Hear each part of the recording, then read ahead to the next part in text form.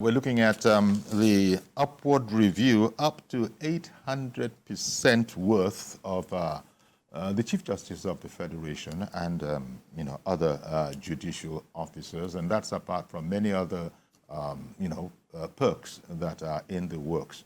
People are beginning to talk as if it's a done deal. We're going to go through the procedure, so not really. Yes, the president, we can assume, will sign it when it gets back to him, but the first job has been done here. The House of Reps have okayed it. It has to go to the Senate.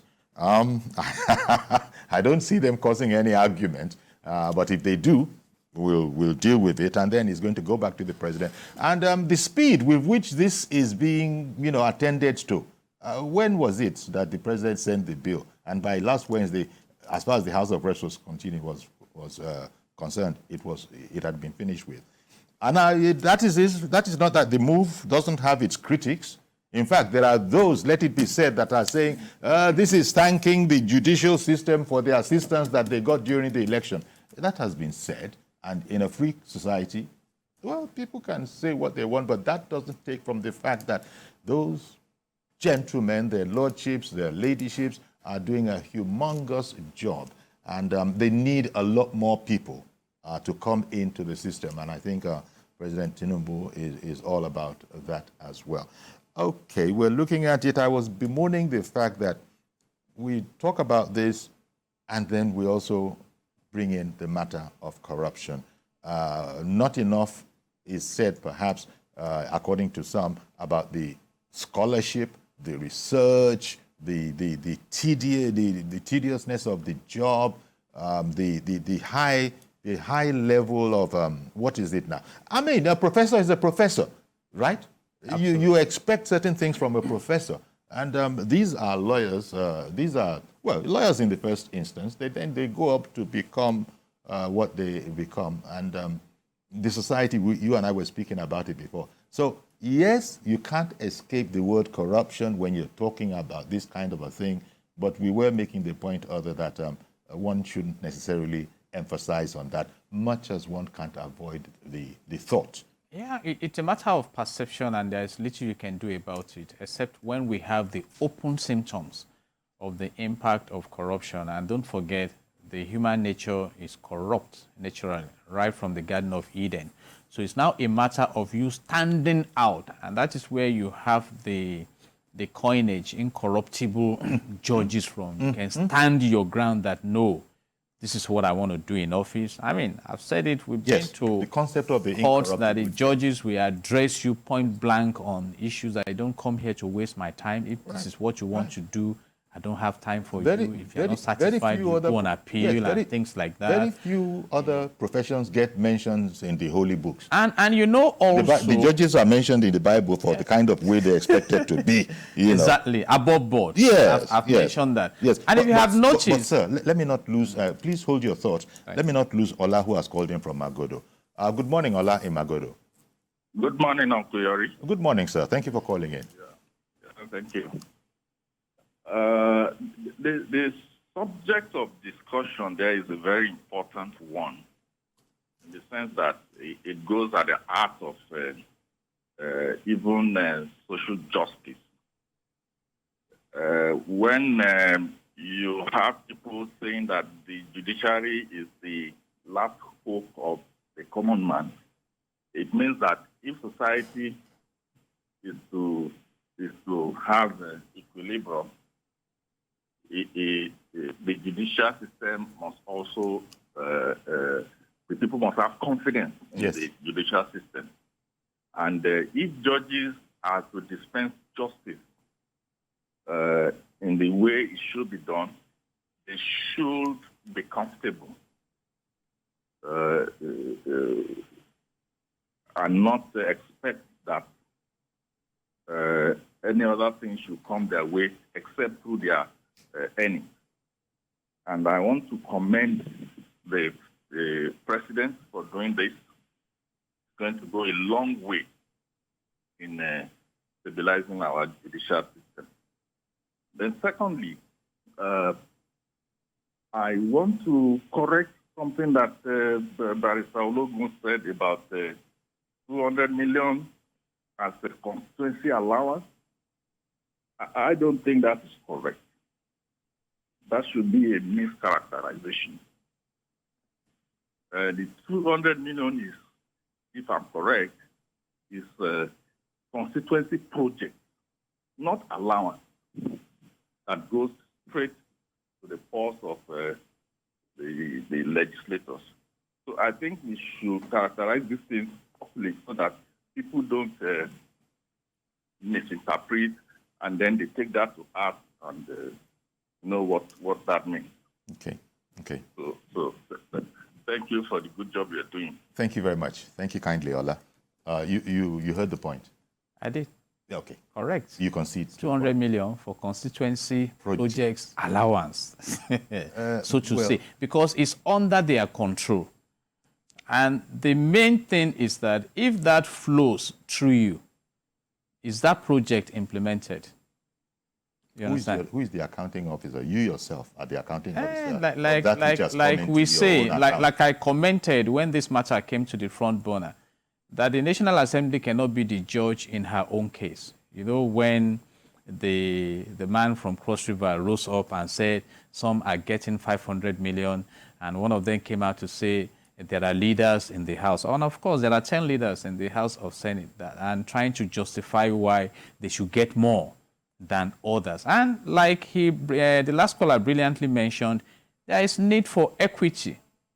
You see, so if it's going to projects at the constituency level, let it go. And if you must make sacrifice from the other emoluments and the high-ranking allowances you collect to ensure that you deliver, why not? So, well taken, but it's 200 million for senators and 150 for House of Reps member. And you know, what some have done is to compute this and throw it also into the status of our economy as we speak right now. You know, and so what we are saying is that if all the stakeholders do what should be done, then we have more to deploy in the direction of development.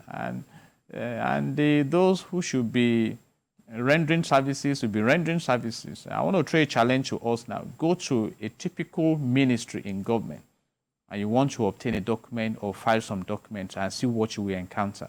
Because beyond the official fee, you have to pay officials' fee also. And these are things we are talking about. So let professionalism be professionalism. And I was going to remark also that the judiciary is a place where you hardly talk about japa. You know, lecturers can japa, but judges, they stay around, you know, to do this work. And as an HR practitioner, I know that welfare is sacrosanct. And that is one of the points the president also mentioned. Yeah, and I like the point that Ola Imagodo made. Exactly, fantastic. That judges, you expect them to depend entirely on their salary. There's no, absolutely. Don't be looking, there's no need for you to, I guess what Tinubu wanted to do was, there's no need for you to be looking for streams, you know, multiple streams. No.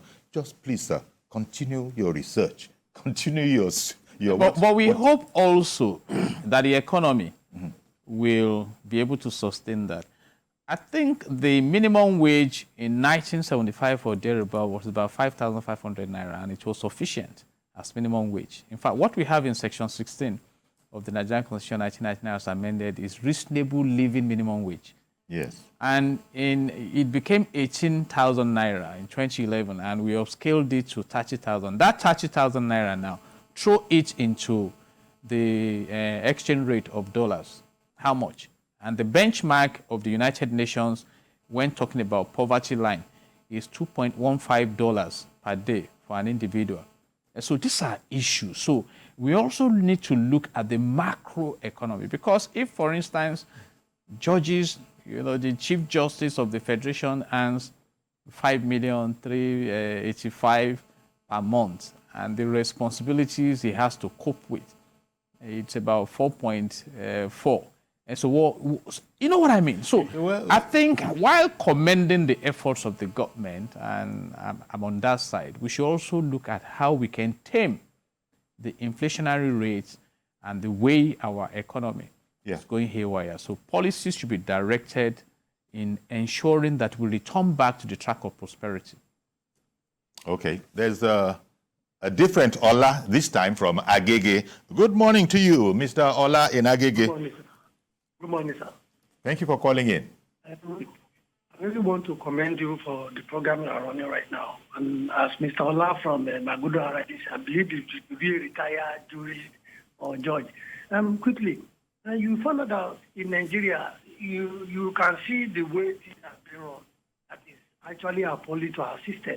And I believe we should have a way of restructuring this system so we will not be fundamentally enhance the corruption practice among where we ought not to have seen corruption in the first instance. Because how can those who have voted, who have the long tenure of just 8 years before election comes in, and you have a judge, a sitting judge that will be dead retirement, any so low. The disparity is too much. And these are people that we can call the last hope of masses upon. And I believe the way the present regime is trying to review their salary upward is the best in the interest of delivering speedy and quick justice to the Nigerian populace. I believe it's highly commendable.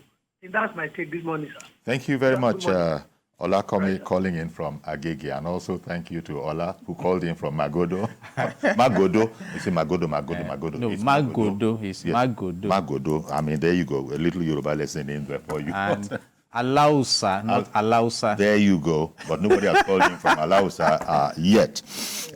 You know, also going hand in hand with this has to be the matter of lessening the workload of these judges. We're talking about, you were saying you are familiar with a case that's been 15 years in the system. The land cases, whatever, those ones take easily 20 years. The one that is an express probably will be in the region of between 5 and 7 years. That one is probably on an express lane. It can only be a function of this thing that we're talking about, the workload of judges. You know, I understand that the way it works in there is that, you know, there's a sort of specialization and you need to know what goes where for the best kind of, adjudication. So the president is also thinking about that, I understand, doing some reading around that. It's not a satisfactory situation. We have sorted out, well, I should be careful how I put that. We've almost, assuming that the Senate, you know, is not going to come up with any surprises, we've almost sorted out the pay of the judges. The next thing is, how do we reduce their workload so that they can do more qualitative work? You know, there are about 2 major aspects to productivity. You talk about the superstructure, talking about the HR, the person. Then you talk about the infrastructure, the space that is available. You know, I've been to some courts and then, you know, the Supreme Court is beautiful. There's no doubt about that. But I've been to some state courts that you wish you never had to come in there or qualify it as high court. Yeah, that this is a high court. They have to operate within that system. Even sometimes those working with them, what level of IT engagement, you know, training. One of the issues that came up under Honorable Justice Tanko Muhammad was training. You know, funds for training diverted and things like that. So you should be seen as professionals, all right? And the judges too, some of them are on that lane, should control the cases. You know when a lawyer is bringing frivolous, and that's why I was very happy during this elections time that some courts started slamming huge penalties on lawyers. Some matters should not even be in court. In fact, before you proceed on trial, there's what we call pre-trial. So it's clogging up the system. You sit down to see. Lagos State commendably has multi-door court system where you can go and resolve your matter without going into trial. A matter started in 2011. A tenant sued his landlord. We have not started trial. We are still, you know, throwing adjournment, amendments. So meanwhile, the tenant is still in place. No. Oh, okay. That has been worked out. Okay. Because sometimes that's the way people manipulate the law. Exactly. And that is, you see, it's beautiful we are discussing this. The judiciary is not in isolation. These issues that slow down businesses and reduce the enjoyment of foreign direct investments to the country, because in public relations, you talk about your economic environment, should be looked into even independently by the House of Assembly of States, that, hey, what are the challenges we have? Limiting the inflow of investments and begin to attend to it. So these are issues. So the judges must be able to say, I'm giving you this time. If you don't, there are many cases in court that should not even be in court. Remember when the president went to, what was this Asian place? Was it Qatar or Abu Dhabi? And where he was saying that, look, we are doing business. It's not business as usual. Anybody begins to rub you the wrong way in terms of you know what, let us know. Yes. We never sent him. He's not a faithful and a legal Nigerian, representative. Because you know how things are. People, only God knows what they say to those people. Bonkuyori, the president may have the best of intentions, but what about implementation? He doesn't go out there to implement. But when he blows the whistle that there are no corrupt practices involved. So what kind of whistle are we blowing in this case of Binance, where one of the directors escaped from custody and is at large now? That is what. So if you don't bring those personalities responsible to justice, you are reinforcing this corruption we are talking about. It's a high-profile case, and that is what we are talking about. And he managed to escape custody and has fled. Allegedly with another passport, went through the airport, went through immigration. These are issues. So we need a waterproof, a foolproof system. And it's important because sometimes we have sat down really to look at this. The president is in Aso Villa. All is well and things like that. It was when former President Goodluck Jonathan came out of Aso Villa that is now advising other leaders that, hey, when you are there, sometimes you lose yourself, which is the truth. So the president should try as much as possible to be in touch with what is going on out there. If some are responsible for the escape of that man, they should pay the price. Exactly. We are talking of Kuje jailbreak. Well, These are issues. You hear about infringements of common decorum of our regulations. You hear it about the infringement, but you never hear what has happened after that. Investigations are set to commence. Better Edu, for instance, where are we on Better Edu? I asked that question, but the case of budget padding came and overran Better Edu, but it's coming up again. I read something to that effect because some new issues are coming. And now the killing of soldiers in Delta is coming. So, and that is Nigeria. So we hardly follow through. Now is DSS inviting Gumi to come and explain. Is the list of sponsors of Boko Haram that came up last week, and some are saying it didn't come from them. So let's embark on what we call management by objectives. Okay. Edmund in Enugu, thank you for holding on. Good morning to you, sir. Yeah, Mr. Yori, how are you? Very well, thank you. Oh, yes, I've been watching your program for so long a time, but I've not been able to get through. So I'm glad that today. Thank you very kindly, sir. Thank you. Okay, you wanted to talk about the pay rise for impending pay rise? After several months, I beg your pardon. I say you wanted to talk about the impending pay rise in the judiciary. Yes. So the answer that my heart is glad in that. That is exactly the topic people are discussing, right? Yes, sir. Yes. So I'm glad that the president has taken that bull by the horn. But what is good for the goose is good for the gander. Indeed. I'm a professor in the university, and I've been earning the same salary for the past 20 years. So the president himself should look into that matter. Where a professor, which if you can equate a professor with that of a judge. So for a professor, and I'm glad that you did mention about professors when you started this program. So the president should show concern to professors.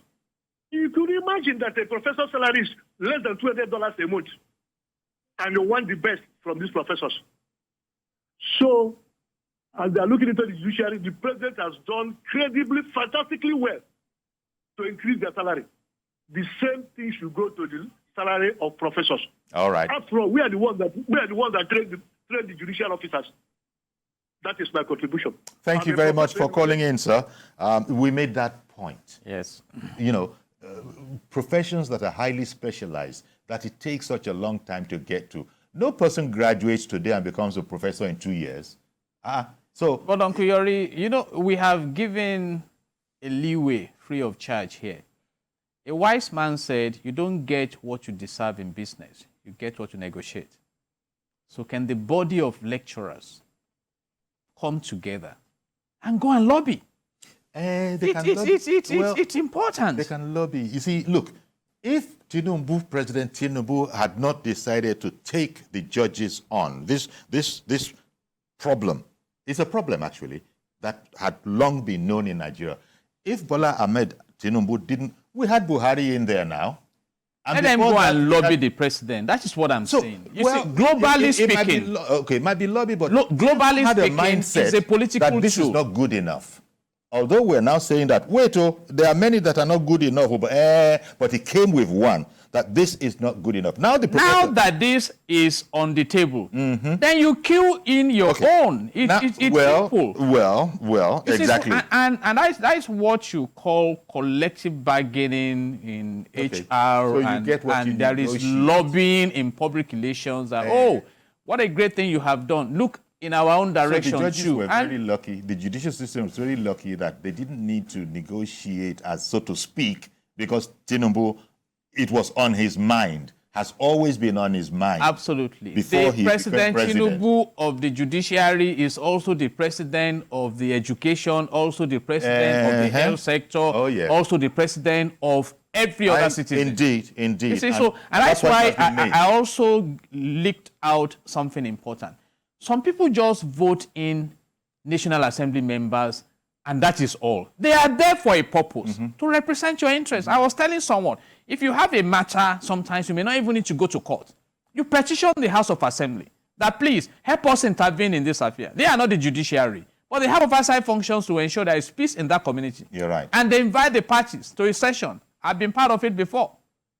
That what is going on there, and they make recommendations. Okay. So that is what we call participatory democracy. I hear you. Beyond elections, we must engage. Oh, yeah. And that's why Professor Edmond called in. Fantastic. And we look forward to a time we come back to discuss the increase in the salaries of lecturers and professors. Exactly. And, let's engage. Let's engage.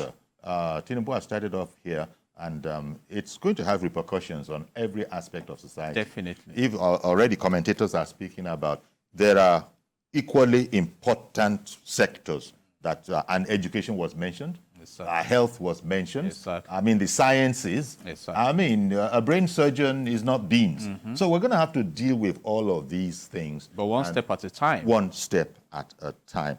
I don't want to start any particular, branch of this conversation anymore because I have very little time. And then when we get into the thick of it, we'll find ourselves stuck and having to rush. But it's a highly commendable, move by the president. Absolutely. And many people have said so.